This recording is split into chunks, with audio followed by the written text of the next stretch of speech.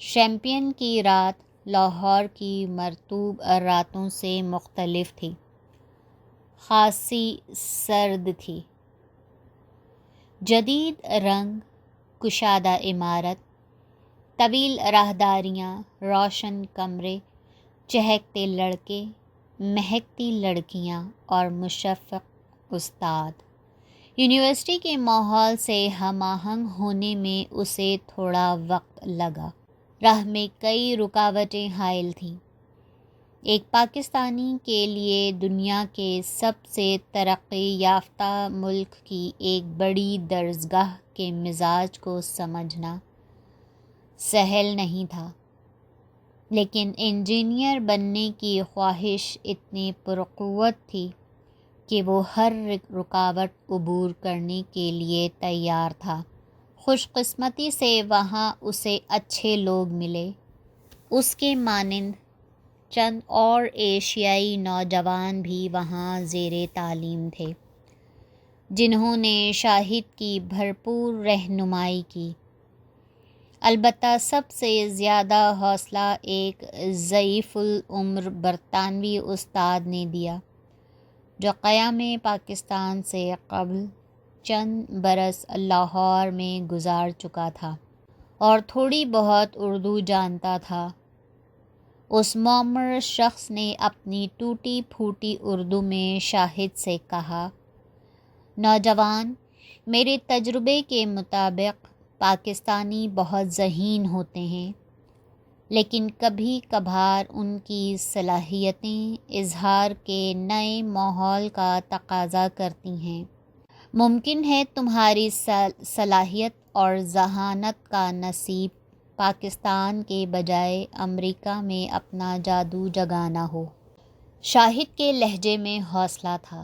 میں بھی یہی امید رکھتا ہوں جناب۔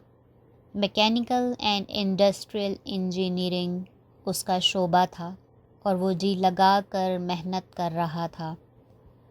مغربی درسگاہوں کے معیارات بہت بلند ہوتے ہیں۔ نظری تعلیم پر عملی تجربات کو ترجیح دی جاتی ہے۔ شاہد کو بھی تھیوری سے نکل کر پریکٹیکل کی دنیا میں قدم رکھنا پڑا۔ اپنے مضمون کو سمجھنے کے لیے کمرہ جماعت کے بجائے تجربہ گاہوں کا رخ کرنا پڑا۔ اسائنمنٹ بنانے کے لیے گھنٹوں سر کھپانا پڑا۔ یہ سب آسان نہیں تھا، مگر وہ بے حد پرتجسس تھا اور یہی تجسس اسے آگے بڑھا رہا تھا۔ ایشیائی دوستوں کی صحبت بھی مددگار ثابت ہو رہی تھی۔ الغرض کشادہ عمارت، طویل راہداریوں اور روشن کمروں کا وہ تجربہ پرجوش تھا۔ گہما گہمی کے ان لمحات میں شاہد اندازہ ہی نہیں لگا سکا کہ ایک مشکل تیزی سے اس کی جانب بڑھ رہی ہے۔ وہ کرسمس کی شام تھی۔ جڑواں شہر دلہن کی طرح سجا ہوا تھا۔ جگہ جگہ روشن درخت استادہ تھے۔ موسم سرد لیکن دل پذیر تھا۔ سورج غروب ہوتے ہی ہلکی ہلکی برف گرنے لگی، جس نے ماحول میں پھیلی مسرت کو مہمیز کیا اور المنائی کے باسیوں کی خوشیوں کو دوبالا کر دیا۔ لیکن شاہد اس شام اداس تھا۔ وہ کھڑکی میں کھڑا تھا۔ باہر قدرت کا پراسرار حسن پھیلا تھا، جس میں نیلی روشنی تھی، برف تھی، پرسکون ٹھنڈ تھی، لیکن اس کے لیے ہر منظر اپنا رنگ کھو چکا تھا۔ کرسمس کی اس خوبصورت شام شاہد کے ایشیائی دوستوں نے خوب جشن منایا۔ انہیں مقامی دوستوں کی جانب سے کئی دعوت نامے موصول ہوئے تھے اور وہ اس تہوار سے زیادہ لطف اندوز ہونا چاہتے تھے، لیکن شاہد ان کے ساتھ نہیں جا سکا، اس گہرے صدمے کے باعث جس سے وہ آج صبح دوچار ہوا تھا۔ بیدار ہونے کے بعد جب ناشتے کا بندوبست کرنے کے لیے اس نے وہ صندوق کھنگالا جس میں وہ رقم رکھا کرتا تھا تو سکتے میں آ گیا۔ وہاں چند ہی نوٹ تھے، جس کا مطلب تھا کہ مصائب کا آغاز ہو گیا ہے۔ یہ احساس اس کے لیے انتہائی تکلیف دہ تھا کہ یونیورسٹی کی گہما گہمی، نئے ماحول کی رنگینی اسے کسی اور دنیا میں لے گئی۔ وہ غافل ہو گیا۔ ایسا نہیں تھا کہ وہ فضول خرچ تھا، بس وہ اس جانب توجہ نہیں دے سکا۔ پس انداز کی ہوئی رقم تیزی سے ختم ہو رہی ہے۔ کھڑکی کے سامنے کھڑے شاہد نے گہرا سانس لیا۔ وہ جانتا تھا کہ گھر والوں کی جانب سے 1 جنوری کو رقم روانہ کی جائے گی، جسے امریکہ پہنچنے میں یقینی طور پر چند روز لگیں گے، اور جو رقم اس کے پاس ہے وہ اگلے 10 دنوں کے لیے ناکافی ہے۔ یہی احساس اس کی پریشانی کا سبب تھا۔ اچانک کھٹکا ہوا۔ شاہد نے پلٹ کر دیکھا۔ دروازے پر حامد کھڑا حیرت سے پلکیں جھپک رہا تھا۔ ارے شیخ، تم پارٹی میں نہیں گئے؟ افغانستان سے تعلق رکھنے والے نوجوان نے شاہد کو اس کے نک نیم سے پکارا تھا۔ کہا تھا تو تمہارے کمرے میں روشنی دکھائی دی۔ خیریت تو ہے؟ وہ بس۔ شاہد نے کچھ کہنے کی کوشش کی، لیکن آواز نے ساتھ نہیں دیا۔ حامد چند ساتھ یوں ہی کھڑا رہا۔ اس کے چہرے پر تذبذب تھا۔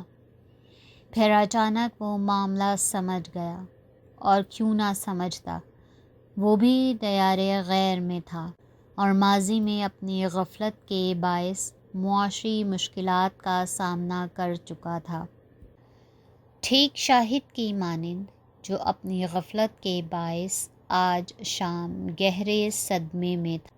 حامد آگے بڑھا اور شاہد کے کاندھے پر ہاتھ رکھ دیا۔ دوست، اتنے رنجیدہ ہونے کی ضرورت نہیں، اس نے حوصلہ بڑھایا۔ ہم سب وطن سے دور ہیں اور ہم سب کو معاشی پریشانیوں کا سامنا کرنا پڑتا ہے۔ کیا تم نے دیگر دوستوں سے اس کا ذکر کیا؟ شاہد نے نفی میں سر ہلایا۔ اچھا کیا، اب اس کی ضرورت بھی نہیں۔ حامد مسکرایا۔ چلو ہم اس بارے میں کل غور کریں گے۔ کیوں نہ آج کوئی خاص افغانی ڈش آزمائیں؟ میرے ایک دوست نے دعوت کا انتظام کیا ہے، تیار ہو جاؤ۔ مگر اس وقت؟ شاہد ہچکچایا۔ ہم کل کوئی ملازمت تلاش کر لیں گے، کوئی چھوٹی موٹی ملازمت، لیکن آج کی شام غارت کرنا دانش مندی نہیں، چلو۔ کچھ دیر بعد حامد اور شاہد سڑک پر تھے جہاں برف گر رہی تھی۔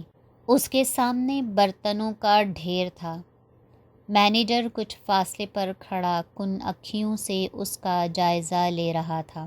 وہ ایک درمیانے درجے کا ہوٹل تھا جہاں وہ آج صبح ہی اپنے ایک پاکستانی دوست کے توسط سے ملازم ہوا تھا، انتہائی قلیل معاوضے پر۔ برتن مانجھنے کے عوض اسے فی گھنٹہ $1.25 ادا کیے جانے تھے۔ یہ انتہائی معمولی رقم تھی، اور امریکی قوانین کے زاویے سے یہ کھلا استحصال تھا، لیکن شاہد احتجاج نہیں کر سکتا تھا۔ وہ ایک طالب علم تھا۔ ورک پرمٹ کے بغیر ملازمت اختیار کرنا، لیبر قوانین سے استفادہ کرنا ممکن نہیں تھا۔ چالاک تاجر ایشیائی طالب علموں کو درپیش اس دقت سے خوب فائدہ اٹھاتے، انہیں قلیل تنخواہ پر ملازم رکھ لیتے، گھنٹوں کے حساب سے معمولی ادائیگی کرتے۔ وہ جانتے تھے کہ یہ مجبور نوجوان کبھی سٹی کونسل جا کر شکایت درج نہیں کروائیں گے، اور شاہد بھی مجبور تھا۔ اس کے سامنے برتنوں کا ڈھیر تھا۔ مینیجر کن اکھیوں سے اس کا جائزہ لے رہا تھا۔ وہ نیو ایئر کی رات تھی۔ ہوٹل کے ڈائننگ ہال میں جشن کا سماں تھا۔ شہر کی سڑکوں پر مسرت رقصاں تھیں۔ آتش بازی کے مظاہرے ہو رہے تھے۔ مرد اور عورتیں، بوڑھے اور بچے، ہر کوئی اس جشن کا حصہ تھا، ماں سوائے شاہد کے، جو تیزی سے سنی ہوئی پلیٹیں دھو رہا تھا۔ وہ ایک محنتی نوجوان تھا، ارادوں کا پکا تھا، لیکن جب اسے برتن دھوتے دھوتے 3 گھنٹے بیت گئے، تھکن اس کے وجود میں اترنے لگی، اور جب 5 گھنٹے گزرنے کے باوجود برتنوں کی تعداد میں کوئی کمی واقع نہیں ہوئی، تب اس کی آنکھوں میں دھیرے سے نمی چلی آئی، لیکن اگلے ہی پل اس محنت کش نے آنسو پونچھ لیے۔ جب وہ ہوٹل سے باہر نکلا، سورج طلوع ہو چکا تھا۔ تھکن سے جسم ٹوٹ رہا تھا، ہاتھوں پر کپکپاہٹ طاری تھی، لیکن وہ خوش تھا کیونکہ جیب میں $8 تھے، اور اس رقم کو وہ بہت سوچ سمجھ کر خرچ کرنے والا تھا۔ سڑکوں پر رات برپا ہونے والے جشن کے نشانات بکھرے تھے، جنہیں پھلانگتا ہوا جیبوں میں ہاتھ اڑسے وہ اس کمرے کی جانب بڑھ رہا تھا جہاں وہ فقط 2 گھنٹے کی نیند لینے والا تھا۔ اسائنمنٹ کی تیاری کے لیے ٹھیک 8 بجے اسے یونیورسٹی کی لائبریری پہنچنا تھا۔ وقت دوڑ رہا تھا، موسم بدل رہے تھے، لیکن شاہد کے معمولات میں کوئی خاص تبدیلی نہیں آئی تھی۔ دن یونیورسٹی میں گزرتا تھا، تجربہ گاہ اور کتب خانوں میں سر کھپانے کے بعد وہ اپنے کمرے میں لوٹتا، آدھے گھنٹے آرام کرتا، پھر مزدوری کے لیے باہر نکل پڑتا، موسم کی پرواہ کیے بغیر، اس بابت سوچے بغیر کہ جسم آرام کا تقاضا کر رہا ہے، آرام کے لیے ابھی تھوڑا انتظار کرنا تھا۔